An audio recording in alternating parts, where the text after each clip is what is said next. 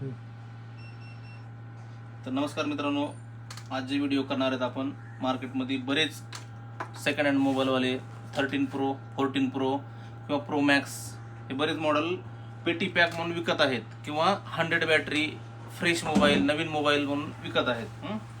तर सांगायचं हेच आहे की हे जे मोबाईल असतात चायनावरून किंवा बाहेरून जे ग्लोबल मोबाईल असतात ते सुट्टे सुट्टे पार्ट येतात. बघू शकता यामध्ये जसं की मदरबोर्डवर नंबर लिहिलेला आहे, डिस्प्लेवर नंबर लिहिलेला आहे, बॅटरीवर कुठलाच लोगो नाही. बॅटरीच्या मध्ये पण दाखवतो काय आहे. तर सेटिंगमध्ये बघा बॅटरी जी आहे जवळपास 98 आहे.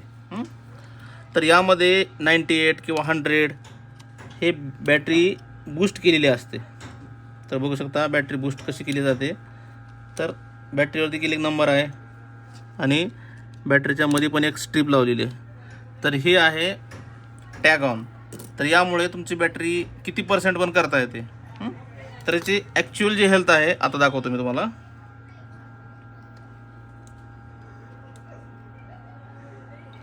टॅग ऑन काढल्याच्या नंतर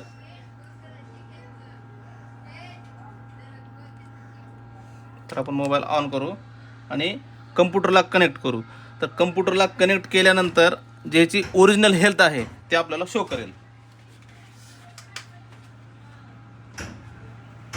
माऊस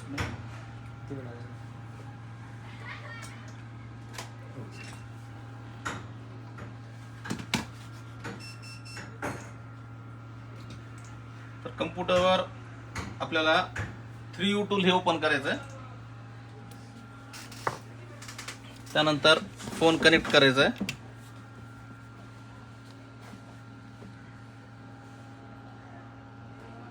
फोन कनेक्ट केल्यानंतर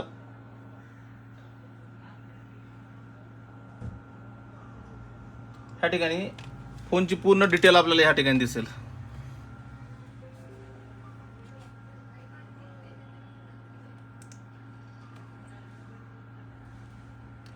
जर फेस आयडी मध्ये जर यामध्ये